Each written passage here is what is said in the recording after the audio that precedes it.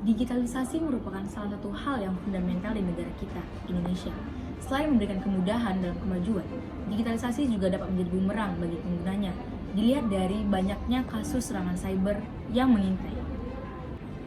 Berdasarkan data dari BSSN mencatat serangan cyber di Indonesia tahun 2020 mencapai angka 495,3 juta dan meningkat 41% dari tahun sebelumnya.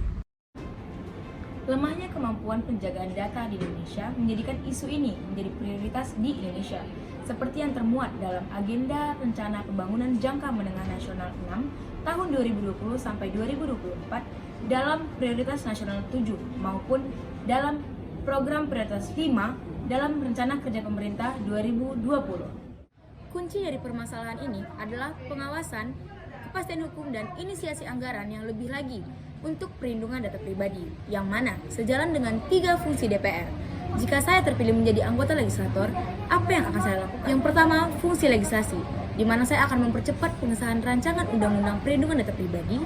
Sebagaimana yang kita tahu, bahwa rancangan undang-undang ini sempat terhenti dalam waktu yang cukup lama, dikarenakan belum adanya titik temu antara DPR dan pemerintah dalam lembaga pengawas perlindungan data pribadi.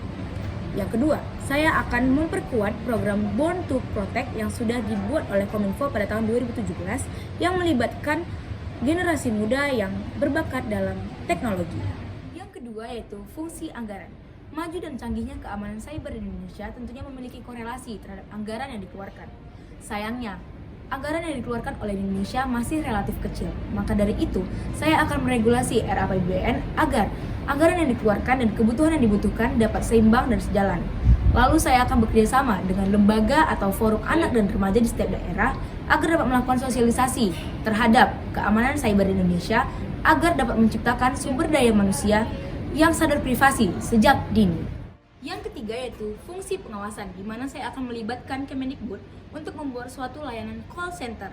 Kemendikbud merupakan kementerian di bawah naungan lembaga eksekutif, sehingga DPR sebagai lembaga legislatif bertugas untuk mengawasi jalannya layanan tersebut. Penyelesaian permasalahan ini tentunya tidak semudah membalikan telapak tangan. Dengan mengedukasi diri sendiri, keluarga, dan masyarakat sekitar merupakan langkah awal yang tepat untuk menyelesaikan permasalahan ini.